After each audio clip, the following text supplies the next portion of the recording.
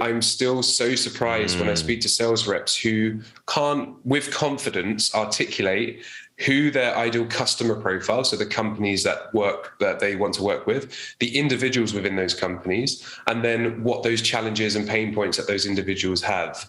And so many people can't do it. So we do teach a way of doing this, which I'll give a tip now. Everything leads to growth with the National Association for Sales Professionals. The Leads to Growth podcast with the National Association for Sales Professionals provides in-depth discussions sharing the best sales, prospecting, influence, and communication skills, as well as sales training techniques to take your professional sales career to the next level. All right, y'all. Welcome back to another Leads to Growth podcast. Thank y'all for joining us again. And as you know, I am Chris McCoy, our VP of Business Development at the National Association of Sales Professionals. And this is our Leads to Growth podcast. And very excited to have a special guest today. And honestly, it's our very first Lord. So Mark, thank you so much for joining us today, sir. Appreciate you. Hey, Chris, thanks so much for inviting me on. I'm really looking forward to the conversation. Awesome. And more about that Lord coming up a little bit later. So for all y'all who don't know, Mark Colgan is co-founder and CEO of Speak On Podcasts, a great group that's out there doing the good work of the podcasties and the podcasters out there, and really connecting some great people, and brought a couple of great guests for us. But Mark, as I got to talk to Mark, I got to hear a lot more about what Mark's other entrepreneurial pieces are. And this guy's got his hands in a lot of different things. And so I was like, we got to bring this guy on, because first off, the way he approached me was beautiful. The sales process, when you're involved in a good sales process, you kind of want to give credit to the person doing it, because you respect the game. You respect, there's some automation, there's some tools, there's some techniques, but you also know that there's some personalization and some touch points there that really make it feel like somebody's thinking about it from your perspective. And so that's what made me reach out to Mark right away. And then when I saw all the different things, this guy's a coach, a mentor. He's doing a lot of outbound strategy, a lot of stuff in the B2B SaaS world. And so Mark, I wanted to bring you on. First question I wanted to ask you, and we're going to come to the Lord and the trees and all this other great stuff that I can't wait to talk to you about. But how has giving back? As a mentor, a coach, I see a lot of places where you contribute time and energy, and being on the podcast here today. How has giving back made you a better salesperson? Sure. I think specifically when it comes to tuning my sales skills, I coach a course or two courses on outbound prospecting. Each time there's hundreds of students, which are typically sales development reps at all different types of companies and all different types of industries. And it's just the perfect feedback loop for me, because I'm giving the best practice and giving advice, and then I'm getting questioned and getting pushed back with some of the advice. And, I have to caveat everything I say with, there is no silver bullet when it comes to sales. I can't tell you what the best subject line is to guarantee open rates and replies, because if I do, you'll all use it, and then it won't be as efficient anymore. So for me, kind of giving back, it just allows me to have a conversation where there's no threat involved. I'm not trying to sell something to somebody. And those conversations that I have are really valuable for me, because one, I just get to learn constantly. And then two, I believe generally in kind of like karma. If you do good things will come to you. And it just opens so many doors. So I remove myself from the outcome, and I'm keen to have conversations. And those conversations often lead to new places, which really work out well. That's beautiful. And you can kind of see, a lot of people can get distracted doing a lot of different things. And see, Mark's pieces are very aligned with each other, which I really enjoyed to see as well. And podcasting has been such a strong tool for so many right now, and getting that branding and exposure out there. Obviously, that's what brought you to the market. What do you see? Where do you see the market at right now for podcasting? I often hear the same thing. Well, I haven't started a podcast yet. There's already so many out there. And just so y'all know, Mark's got a little cold, but he was a trooper and is still joining us today. So just to give you all a heads up. But Mark, where do you see the podcast market going? Tell us a little bit about what got you into the market, and where do you see it evolving to, and the opportunity that exists still today? Sure. So what got me into it was around 2 years ago now, I was running a previous business which offered lead research and data enrichment. And I had a bit of free time. So I started finding and reaching out to podcasts where I thought my ideal audience might be listening to and tuning in. So I reached out to the podcast hosts, managed to get a yes for they'd like to speak to me. And then I just shared what we're doing to help our customers and what we're seeing in terms of the results for their customers. And back then, so this is 2.5 years ago now, I knew that the best call to action in the initial cold email was a softer call to action where you're asking for interest in order to get a reply rather than asking for the meeting. And it was about a year later that Gong.io did their study and shared that the more effective call to action is the soft call to action. I was just fortunate to be in a position where I saw hundreds of different campaigns that our customers were running. We didn't offer that as a service, but I jumped in to help to see if I could improve their campaigns because I thought happy customers were going to continue to renew and need the data to work the campaigns. So basically from being in that position, I had a lot of knowledge to share. So I went on a podcast and spoke about it. And I went on a podcast which was relatively new. It had a very small audience. It didn't really have a big audience at all. And I managed to generate 7 leads off that one podcast interview. And I turned 4 of those leads into customers.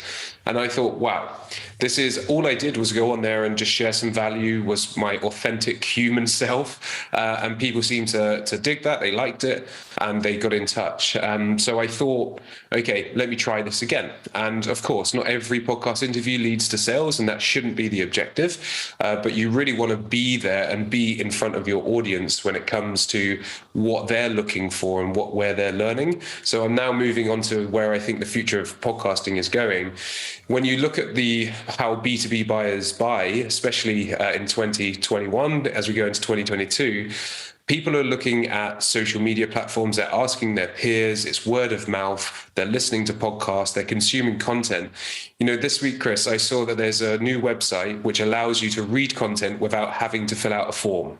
So they've kind of gone and filled out all the forms, and they keep the content on their site so you don't have to fill out the form, because that's what people want, right? They don't want to be enrolled into a nurture sequence. They're just there to learn. They're just trying to upskill themselves. So when it comes to that's what the buyer's journey is. How are you making sure that you're turning up in those conversations?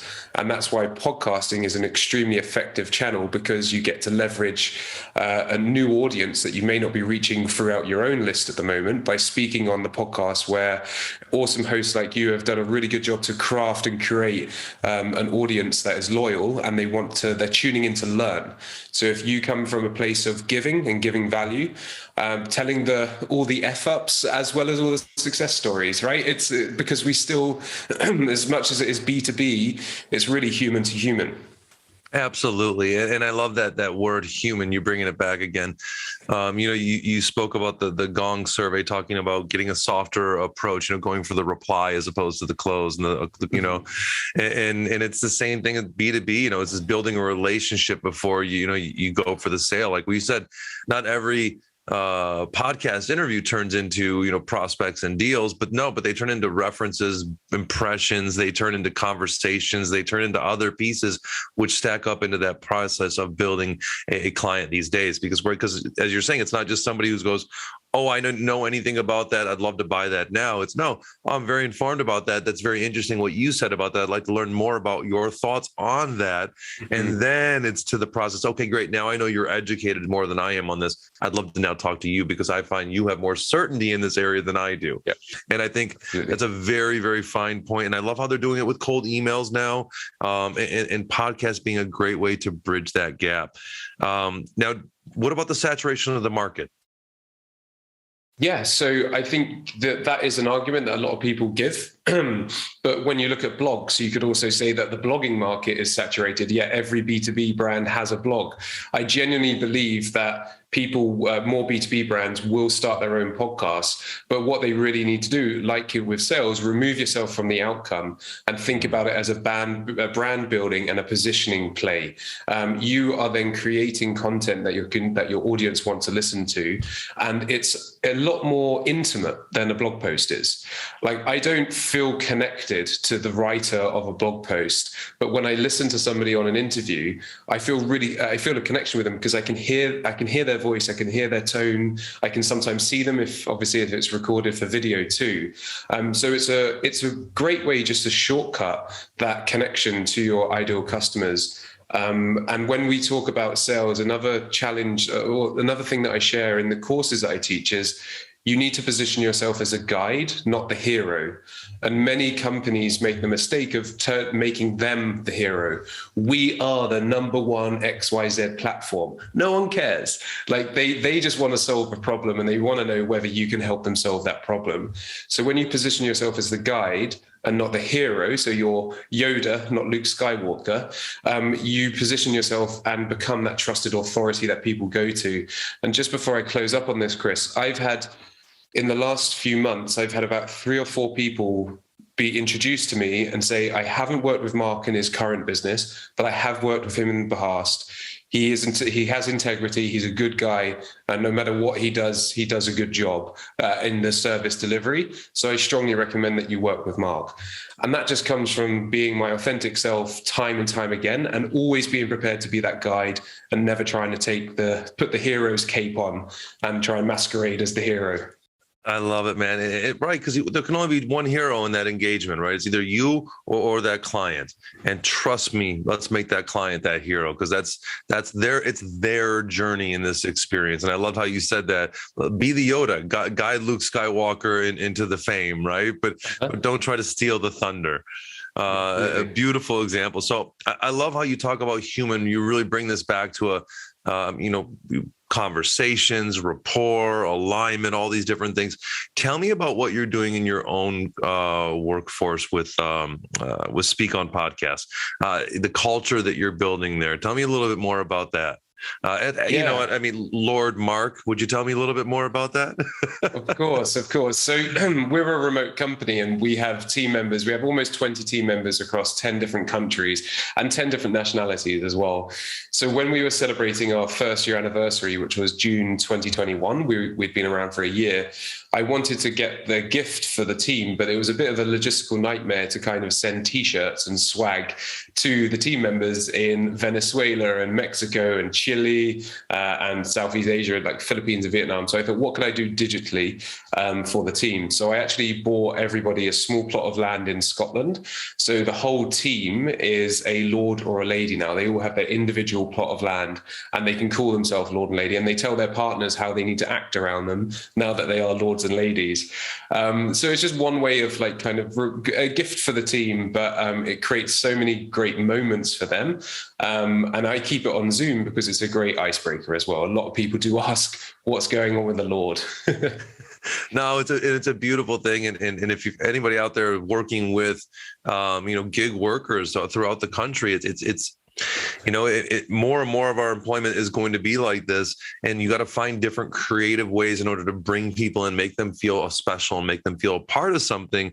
And I love how you did that. And I felt that culture, because culture doesn't come in training, y'all. Culture impedes every area of the company, right? Culture's there when Lord Mark isn't overseeing somebody's, overlooking somebody's email. Culture is what makes the people working for Mark represent him in the same way. And I felt that, and you feel that in a good culture. And I really, really love that about what y'all do. Another great piece is, we have a lot of these, 1-for-1 programs going on out there, but doing something good, right? More and more millennials now. I hear it every day. I just talked to a guy the other day. I think it was Mark Allen Roberts, we had on a podcast, who said he had just talked to this sales leader, and they had just given their whole team and their whole company this big sales incentive, this big bonus, and couldn't understand why they were still losing people, why people were still leaving, and the satisfaction rates were still bad. And finally, they did a survey to ask them what they were looking for, and rating what they were looking for. And all of them wanted more training. All of them wanted to be brought into the company in a greater way. And what they kept doing, they kept throwing money at them. Yeah. And people don't get that this is a different culture and a different way of being, and we have to stop doing things that we want to be done. We have to look at other people and do what they are looking for. Tell me a little bit about some of the ways that you're doing that in your business. Yeah, for sure. You reminded me of something as well. So Please. you want the team to act in the way that you believe is right when you're not there. Just the other week, we found out one of our customers is having an operation. Nothing too serious, but he's going to be out of action for a little while he recovers. And unbeknown to me and Yakov, my co-founder, our head of customer success, she got the whole team on when they were having a team meeting to hold up a get well soon customer name. It took a screenshot and sent it to him, and I was a little bit emotional when that happened, because I was like, this is incredible. I didn't ask, we didn't suggest, it just happened organically. And how we do that as well, because you did ask that question of like, how do you encourage that culture? And it isn't in a slide deck. It isn't saying this is the value, you have to be this value. I learned this from one of our customers who actually talks a lot about remote culture. And really what we do a lot is we reinforce good and bad behavior by aligning it to our core values. So when someone goes above and beyond, which is one of our core values, we say that's a great example of going above and beyond. So there are little things that we do. So going back to the giving back, so we actually donate $1 for every interview that we book. I think this month we'll hit our 1,000th interview since we've been in business. So that's 1,000 trees that we've planted. But we let the team members pick where they want to plant the trees, and there's projects all around the world. We typically do it in batches, so I wait until we've done 100 interviews and then I'll go and donate $100. But I ask the team member, where do you want to plant these trees? We've planted trees in Africa, in Vietnam, in the Amazon rainforest as well. So it's just a really nice way to give back. I love that. And listen, y'all, I broke along the conversation. I mean, this guy's got so much insight on sales, on B2B development, on booking podcasts. I'm going to get into some of that right now. But I wanted to shine a light on what makes people special, right? Everybody can be in this business. There's a million other people out there trying to book guests on podcasts. Trust me, I get emails every day for it, right? There's a million other people out there trying to coach you and do some sales training for you, right? There's a million people trying to do these things. But who do we choose? We choose those people that we connect with. We choose those people that we align with. We choose those people based on the relationship, based on the human on the other side. More and more, this is going to shine through everybody. So work on your intent, work on your insight, work on your mindset. And I saw that in your syllabus for the programs that you're teaching over at the Sales Impact Academy. That's right. A lot about your sales mindset, right? This is how essential is your mindset in all aspects of sales. Mark? It's so essential. In fact, the cold email prospecting bootcamp is just 4 classes, and we only talk really about how to structure that initial email. That's what the whole focus of 4 hours worth of training and coaching is. The first class, we don't even look at an email. This is the approach that you have to take. This is the mindset that you need. Be that guide, not the hero. And also understand your buyer personas. And I'm still so surprised when I speak to sales reps who can't, with confidence, articulate who their ideal customer profile, so the companies that they want to work with, the individuals within those companies, and then what those challenges and pain points that those individuals have. And so many people can't do it. So we do teach a way of doing this, which I'll give a tip now, is to go and have a look at job descriptions or job adverts once a week for the buyer persona that you're selling to. So if it's a HR director that you're trying to sell to, go and read 10 job adverts for HR directors in the market that you're trying to sell to. So it might be US, let's say, and just look for the patterns. What are the responsibilities that they're being told what to do? What are they having to implement in their role? And you can gather that information without having to speak to anybody. And then once you have a few bullet points, which are your assumptions, when you're having calls and conversations with people, start there. Talk about, you've spoken with other HR directors and one of the challenges is XYZ. Is that something that you're also you're responsible for in your company? And you're starting the conversation off on a completely different level, but you're on an even level with them, because you're not just this sleazy salesperson trying to sell something to them. You're coming as a peer to peer. Absolutely. And you're coming from an empathetic place, right? Not trying to, you're personalizing, but personalizing something that matters. Not, oh, you went to such and such school and you were an AKIO or something like that. That's like beside the point. What are you reaching out about that? If you want to talk about that, let's go out and have a beer and we can talk about that. Don't try to sell me something as well. Right. So I love that. And you're aligning with the problem right away. Right. And I think that's a big part of certainty. I think oftentimes I'll have people, it goes back to what you said, being the hero, trying to, puke at me all the products and how certain they are about their product solving my problem. Yet they've never once made sure that they made me sure that I know that they know my problem. Right. I think that's such a huge piece that people overlook. Yeah, absolutely. And, you really need to understand the problem and where they are in that journey of solving the problem as well, because there might be one or two things within your product, your service, your solution that just hooks them in because you're able to answer that. Another thing that we share throughout the courses as well is really getting to know your customers' stories. So what I like to do is find the pain, agitate the pain. So a bit like a doctor saying, does that hurt just there? Are you sure? Just there? Yes, it does hurt. Get your finger off my cut. But then talk through how a customer has had a similar pain. And then we worked with that customer and now they are in this place, which is much better, where everybody wants to get to. But using those customer stories, because it is storytelling and you're using different humans to talk about throughout the process as well. So we tell a lot of the SDRs via the coaching is to understand the different pain points and then map those pain points to a customer or a success story and have that practice so that you can go, do you know what, Chris, you remind me exactly of Jane, who was in a very similar situation to you. In fact, she had X, Y, Z. And, you're telling the story of how a customer has overcome the challenges that this person, the prospect that you're speaking to, is currently facing. So you're showing them and guiding them that their world will be better.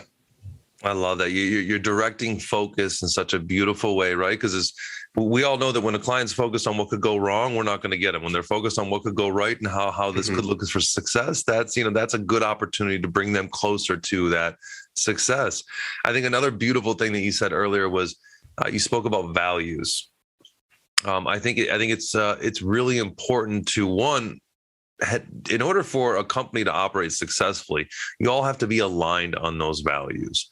And you can often see this in a company that doesn't do a good job of onboarding their employees, doesn't do a good job of really staking those values because they're just words on a wall that mean nothing to anybody. Right? They're not a part of your standard. They're not a part of your daily focus. They're not a part of your recognition.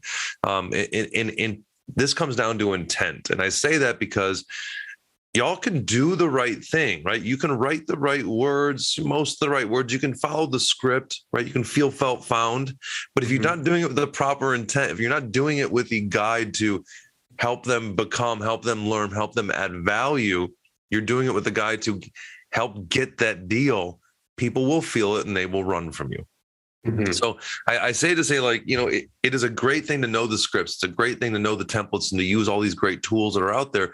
But if you don't change your mindset, if you don't change this in the front end, everything else will leak out the end of the bucket. And this is not about like, hey, we got them in the door, we're okay. With software for sales, it's so much more now about the renewal. And Mark, how much do you hear about this? I've heard of the stat. I can't remember the actual number of how much renewal has to do with the initial sale process.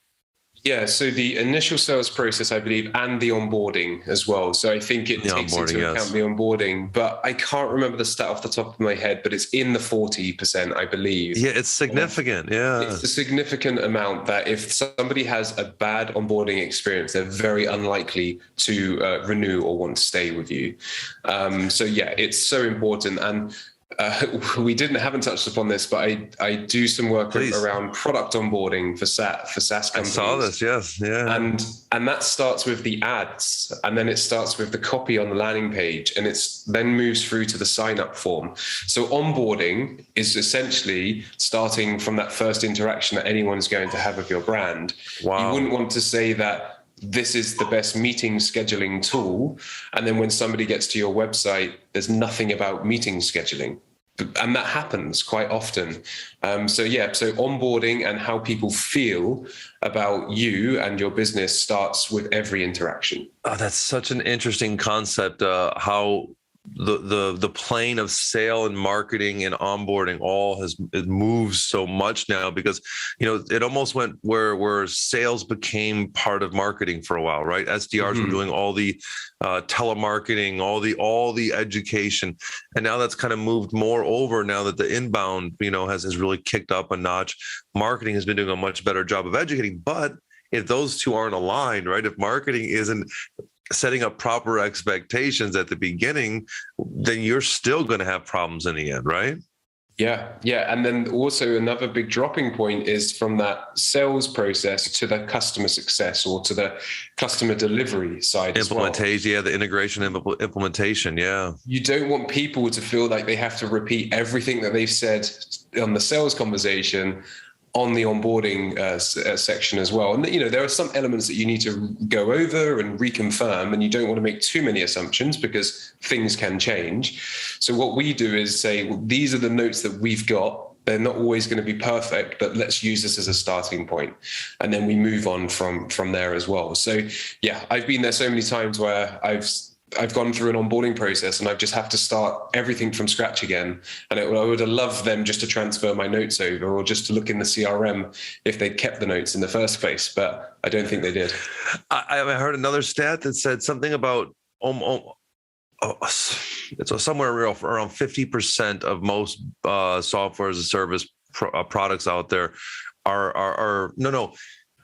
most software products out there are only used less than 50% of their full breadth and scope.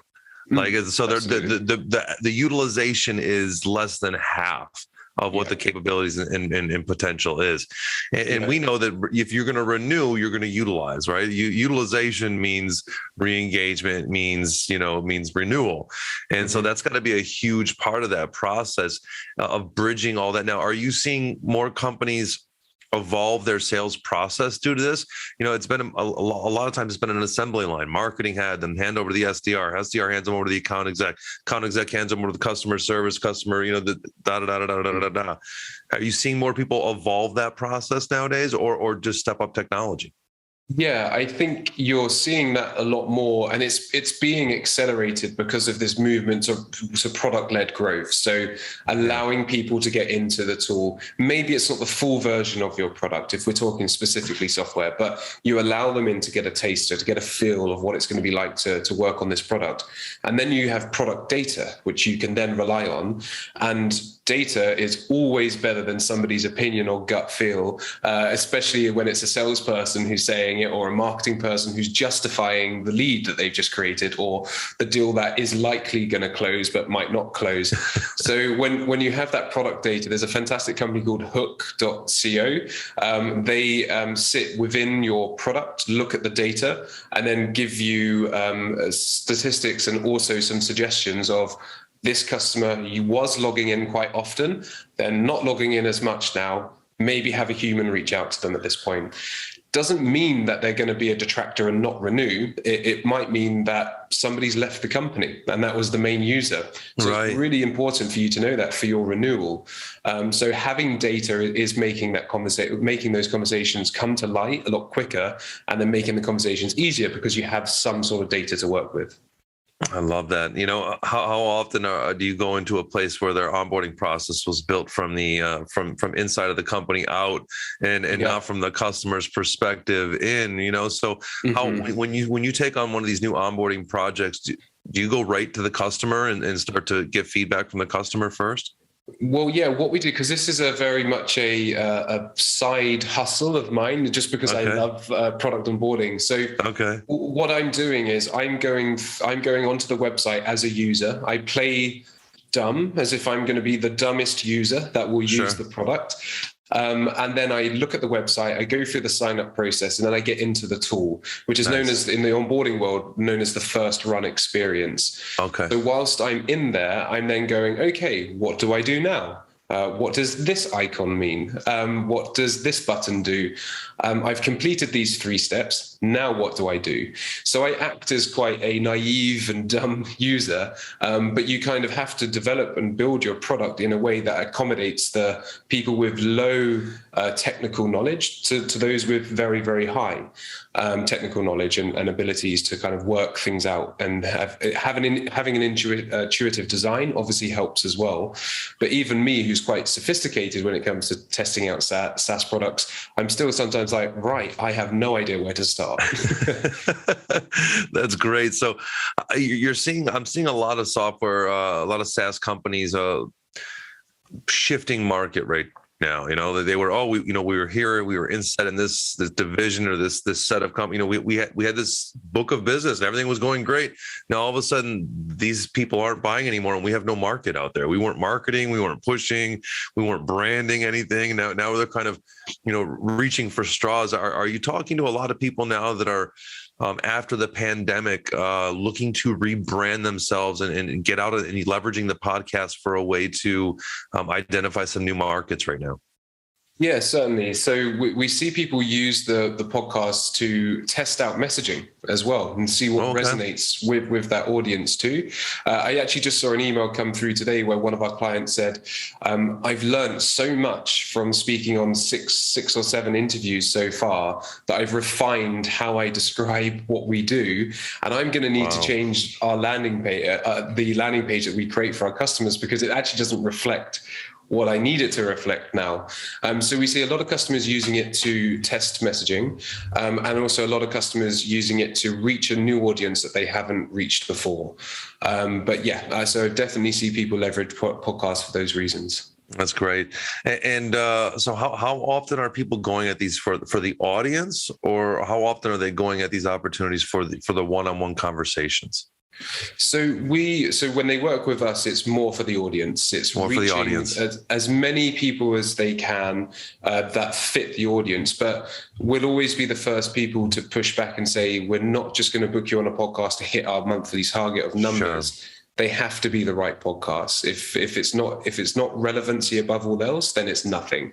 And there's been a couple of customers that we've worked with where we believed the market to be bigger, or like the total addressable podcast market to have enough podcasts, and there just simply wasn't, because they had a very niche offering and they knew what they wanted to reach out to. So rather than trying to just book them on random podcasts that might have a chance, we just had an honest conversation and said, hey, look, we thought there'd be more. There isn't. We've managed to secure you on 60% of the podcasts that were potentially out there for you, but we can't do anything more. So let's talk about doing a prorated refund so that you're happy and the team's happy as well. And it's just having that human, again, going back to that human conversation with people. I love it. So you do, and it is. Listen, a lot of podcasts out there. We're waiting for people. We're looking for those people to fill up the gaps. And when somebody can align that with you, with a person that already meets your market, that you don't have to do all the work and do all the thinking, it really is a beautiful convenience on both sides. And you're right. I found myself evolving a lot of my processes due to these conversations, and I'm even more considering more on the live TV, as things move to Twitch in the future, as they were when, you can see this being more of a, like a guerrilla TV market out here with so much content out there. So with all this content out there, Mark, you're doing a lot of sales training, you teach your own programs, you do some outbound prospecting for Sales Impact Academy. You're a coach, you're a mentor. If you're mentoring somebody new today, if you're coaching someone new today, how do you advise them to sift through all of this content? I find it can be very easy to get distracted. Yeah, it's super easy to get distracted. The way that I look at it is the timeless advice and knowledge is in books, and the current tactics and strategies are on podcasts. That's the way that I like to talk about. So if you want to learn about copywriting or advertising, Claude Hopkins' scientific advertising, which I think was like 1920s, it's something crazy like that, almost 100 years ago.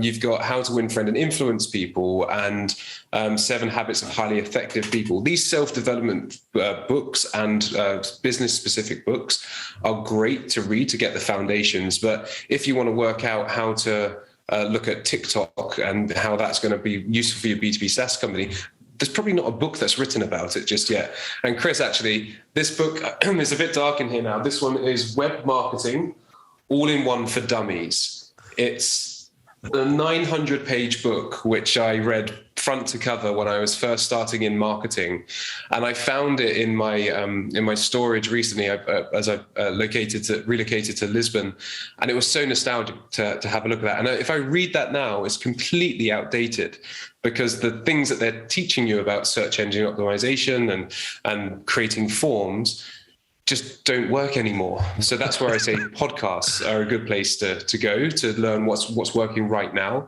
But the fundamentals are in those iconic books like Claude Hopkins' Scientific Advertising. Oh, that makes sense. I love that. And love your little setup over there. Your lighting and everything is. I mean, that's a real background, y'all. None of this fake stuff over here. Thank you. You got the good stuff going.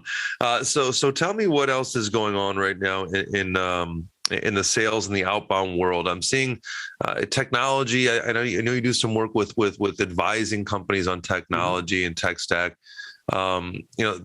The world's changing, evolving. We're seeing, lead gen go from, now it's hyper focused and hyper personalized. And before it was, let's get a 2% conversion rate on this giant list that we have right now. Are you seeing any successful companies still pushing the old way, or are all B2B relationship style companies starting to move to the hyper focus and move in this direction? Yeah, I think one of the categories that I've seen a big change in, and I think you had Will from Lavender on. Haven't had the pleasure to speak to Will just yet myself, but he epitomizes to me what great giving first attitude has. Will Allred is a epic beast. We just had a podcast with him that'll be coming on around the holidays. So yeah. And he just gives so much information so freely, and it establishes him as, I'll be honest, I hadn't heard of Will before, but he's everywhere now because people are sharing his content and talking about his content. So the reason I mentioned Lavender and other AI writing tools like Reggie, I had a fantastic conversation with the team at Message.ai as well. There's almost like this layer that's going in to sit in between the sales development rep and the sales engagement tool. So SalesLoft, Outreach, HubSpot, you name the name, whatever sales engagement tool, to help SDRs personalize and customize their email more than they ever have done before. And I think that's just a testament to how much things are changing and what the expectations of the B2B buyers are these days. You still can't 100% automate it, and I don't think you should. But the one thing or a few of the things that we teach via the Sales Impact Academy is focus on relevancy above all else, and also make don't force the customization. We always say, don't force, like, oh, I see that you breathe oxygen. Me too. Come and buy my product and service. If you can't find anything to customize, don't worry. Just make sure that the message is really relevant. And another thing I say quite often is like, you can't sell me car insurance if I don't have a car. Know your buyer. Know your buyer, y'all. There's nothing worse. I reply to those just because I'm so annoyed. Yes. I'm like, you're someone from your company literally just emailed me 2 weeks ago. I told them, email me back in a month. Now, please tell him and you don't email me ever again. There's nothing worse than an uneducated salesperson. I don't even uneducated about your product, your program, and your company. That's horrible too, because if I wasted all time to get there, now you're uneducated, that's worse. But if you're uneducated about me, it is something that a buyer just has no time for these days. Absolutely. And I really love that. And Will, the Wills, William and Will are epic at what they're doing. And I love how it's ironic. We talked about it earlier. We're getting back to being human again. Mm-hmm. There was earlier last year or this year, I don't remember when it was, where they were saying, all millennials, they don't even want to talk to anybody before they buy anymore. Nobody's going to talk to anybody. It's going to be all automated, but that's not the case. They just don't want to be sold. Yeah. People are just sick of being sold. They want to talk, because when I'm ready to buy, Mark, I don't know about you, I want to call somebody and say, great, I want to make sure I'm not missing anything now. I want to make sure I got all my questions answered, make sure there's something I don't know not to ask. And then I want to have that conversation, that consultative call. Yeah. And sometimes it's not even the call. You just want the answer. So I'm always happy to jump on a call. But I wanted to buy a software. I had a question around seats and licensing. So I have 2 email domains, but it's only me accessing both email domains. Does that mean that's 2 seats I have to buy or 1? And can I have multiple domains? And the sales rep said, "Oh, book a 30-minute meeting." And I was like, "No, just record a Loom video if you don't mind, or just record a video. Just if I book a meeting, I've got no availability next week, and it's going to actually delay the process for you. Yeah, for me, give me the answer right now. Just give the quick answer, and I'm good to go." And he gave me the answer, and I signed up. So I think it's also understand giving your prospects and your potential customers the option that works best for them, because some people will like video, some people want to digest. I sign up to webinars to watch the replay. I don't do it to sign up because Gong's one is on right now and we're speaking here. But I'm listening out for the replay so I can play it back on a bit of a faster speed and maybe watch it while I'm cooking dinner or something, in my own time, so I can digest the information. So give the options and work with what that specific individual buyer wants. It's interesting that, it's so funny that the leverage is so shifted from the seller to the buyer. Before it was, let me strong arm you into this process in which I can get you into a place where I can have eye to eye contact with you and really close this deal where you're like, "Nah, I'll go next door. I'm good." No, either give me what I'm looking for, I'm out. Like, it's not even that big of a deal anymore. And it's funny that only happens because we're more educated and the leverage is shifted from one side to the other now. And there's 100%. So many more products and services available. Really, really love it. So what would you say to somebody right now, Mark, who says, "Hey, look, you know what? I get the idea of podcasts. I love the idea, but I'm not sure I've got the time for this. And I'm not sure, it would be a value for my mid-sized business in software, in a software sales company." What recommendations would you have, or what questions should they ask, or what process should they go through to look to see if this is something they should do? Sure. So I think first of all, start and see by just doing a bit of research to see if there are podcasts that serve the audience that you want to reach. And what I usually say to people is, imagine that you're standing on stage at an event and you've got a room of 300 people, 500 people, 1,000 people in front of you. Which people do you want to be sitting in that audience that are going to listen to your message and feel compelled to take action? So that's the first thing, is understand the audience. And, there are some audiences which are just very hard to identify via podcasts. The HR leadership podcast has HR leaders on there and is listened to by people who are interested in HR leadership. It's not always that clear cut. So the first thing I'd say is have a look to see if there are podcasts that serve your market. The way that you can go about identify them is who else serves your market. What big software companies are out there? So take Gong. I know we're talking about sales here. So where are Gong, SalesLoft, Outreach, HubSpot, all of these big companies speaking on podcasts? If they're going on it and they sell to the same audience, but they have a different product, then it might give you an acid test that, yes, there's going to be an audience out there. And then the next thing to do is think about your topics as well. So what can you talk about? Don't go on and talk about your product. I did jump on a call with a customer and I said, "Okay, customer, you are not allowed to mention, this is not a 45-minute pitch about your product. But if you talk about what people can overcome and what challenges they can overcome by using a product, which happens to be yours, that's okay. But no one wants to tune into a 45-minute pitch. But we say to people, think about your area of expertise, your commonly asked questions. What coachable moments come up in your life, in your business life, that you find yourself saying to people over and over again, because that's really valuable insight. And oftentimes what's obvious to you is amazing to other people. So that's where I would start. And then from a time point of view, I'm not going to stand here and lie. You can do this yourself. You can reach out to podcast hosts and see if they're interested in having you on the show. The only thing that's difficult is you've got to cut through the noise for that podcast host, because Chris, as you mentioned, dozens of emails every day. And unfortunately, the biggest battle that we fight up against is the negative reputation that booking agencies have created for themselves. So some podcasts say, look, we don't work with booking agencies. So we say, okay, no problem. Would you mind if we ask our customer to reach out to you directly? And the hosts are like, sure, yeah, that's fine, which is bonkers because it's getting to the same result. So we give our customers, a template that they can use and send out. But go back to your point, where do they start? Think about the audience, think about the topics, reach out yourself, see if you can secure those interviews for you.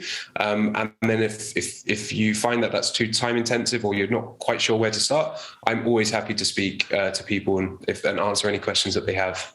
I love that, Mark. So know where your audience is. Are they out there listening to podcasts, right?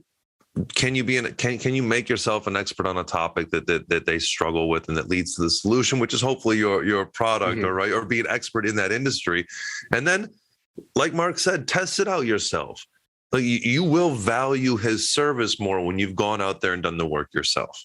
Right? When you go out there and do the work yourself, when you try it, you're like, yeah, okay, it took me this long to get one of these meetings. And then I had to figure all this stuff out on my own. And then I got the one meeting and then now I got to do all this stuff all over again. And I got to do it every week if I want to actually have this work out for me, mm-hmm. Then you're like, all right, great. Yeah, those 5, 6, 7 hours it took me, I'd rather pay somebody else to do that because they're going to do it like this. And they're going to get me in the right place, the right time without all the worries. I'm going to make some mistakes on my own at the beginning. This is something that's going to happen. Can you afford to make those mistakes with your time right now? I would say start with somebody who knows what they're doing already. Learn from them. Learn from the inside. Then pick up your game and start it out there. And then once you've got the hang of it, once you put your name out there, once you've got a nice little repertoire, maybe it's a little easier then. But I think this is a lot of people out there don't think they have the speaking ability, Mark. What if I'm not, I don't believe I'm a stage power person, but I'm an expert in my industry. Do I still have an opportunity to get out there and speak on podcasts? Absolutely. You're having a conversation with one person, like we're having a conversation now. If you can speak, if you can have a conversation with your partner, your family, your parents, your colleagues, you can have a conversation with a podcast host. One of the things that we have done, Chris, because I'm always looking at where to add value, we have partnered up with a professional voice and presentation coach who's fantastic. And we pay for a private session with her for all of our customers. And it's actually really valuable for those who think they're very confident and they're absolutely fine. They go through the session and they get some feedback that no one's ever told them before. Susie, who we partner with, is a perfect third-party person to give that feedback without there being any consequence. She's the professional. This is her job. Sure. And then the other customers who are maybe a little bit nervous or maybe a little bit anxious, it's all about overcoming that imposter syndrome or that feeling of imposter. But what Susie Ashfield likes to say, and I've taken this one on myself, is the pint and a half rule. So oftentimes people get a lot more loose and a lot more relaxed once they've had a pint and a half. So what you need to do is go into the conversation not drinking a pint and a half. She's not suggesting that everybody has to have a pint and a half of beer. I'm like, this is my kind of coach. Yeah, exactly, right? I need to drink more beer is what you're kind of perfect. But no, to go into the conversation with that mindset, you've loosened up a little bit. And I'm not saying that you have, like I said, I'm not saying that you have to drink alcohol, but just that mindset of... We are not suggesting that you do drink alcohol, but if you do, yeah. So that and practice, and that's what it comes down to. Is just practice. Man, I bet you use that word a lot when you're teaching sales training, huh? Yeah. How often do you get somebody over there that says, "Hey, look, my numbers just aren't hitting. I'm just not closing what I need to." How often do you practice? Well, I don't. Yeah. The other thing that comes up quite a lot is the fear of rejection and removing yourself from the outcome. So what I tell all of my students, I do it all the time as well, is I ask for 10% discount everywhere I go. Not because I'm cheap, but the uncomfortableness of it. I went and bought some new sunglasses over the weekend, and I asked for a 10% discount, and she went, "I'll give you 20." I was like, awesome, it works. there's been other times, because Chris, as you know, I live in Lisbon, Portugal, and my Portuguese isn't fluent. So I ask sometimes for a 10% discount, and they're just like, excuse me, let me get my manager who speaks English to come over. So then the manager comes over, there's a whole queue of people behind me, and I'm just like, oh, I shouldn't have opened my mouth. But it's that uncomfortable moment that you use to like nurture and just be comfortable in that rejection. And you just develop a really thick skin in sales. And I think it's very important that you do. I absolutely love that. I think far too many of us take every day as our final exam when, man, every day is just a practice, right? Yeah. And it's fun to go out there and practice. Why? Because then when you're on the main stage and you have to do the same thing, you're not as uncomfortable or uncertain. And, as our founder, Rod Harrison, says, your ability to grow is directly related to your ability to face uncertainty. Yeah. And if you practice it, if you do it when it's not important, when it doesn't matter, when you're in Lisbon at a bar at a tapas restaurant or something like that, or when you're buying some sunglasses, it doesn't matter what this person thinks. Who cares, right? You may think it a little bit differently when it's a customer or a client or a prospect, but when you practice, you're able to bring those references into the sales game. And I think that's just a beautiful, beautiful recommendation, Mark. Yeah, and I think for anybody who's very new to sales, one important thing that I learned and told myself a lot is they don't know what I don't know. So you've got a script you're trying to follow. There's something that you're trying to learn. They have no idea what is point 1, point 2, point 3, or paragraph or question. So if you mix up the question orders, if you mix up the words, they don't know what you don't know. So it's completely fine. There is no wrong. There is no bad, y'all. And there's just a different way. Mm-hmm. Mark, this has been a blast, buddy. I really appreciate the time. Really, really enjoy our conversation. We have to do this again sometime. Absolutely, Chris. It's been a pleasure. Yeah. Thank you so much. Absolutely. Mark, would you do me a favor? Just let everybody know where they can follow you, where they can find you. I know you're on LinkedIn. Yeah, sure. So I'm on LinkedIn at Mark Colgan, that's Colgan. And if anybody wants to talk about podcasts in general, because I can talk for hours about even advertising on podcasts or hosting your own podcast. It's not what I offer as a service, but more than happy to talk. You can find me via speakonpodcast.com. Great follow too, y'all. So definitely get on that. Mark, thank you so much. Everybody, thank you for being here for another Leads to Growth podcast. Make sure that you like, comment, and subscribe. Also, put those little stars in there. That makes us all feel warm and cozy inside. Mark, thanks so much. Have a great day. We'll see you soon. I'll be talking to you. We'll be doing some stuff together, buddy. Cheers. Chris.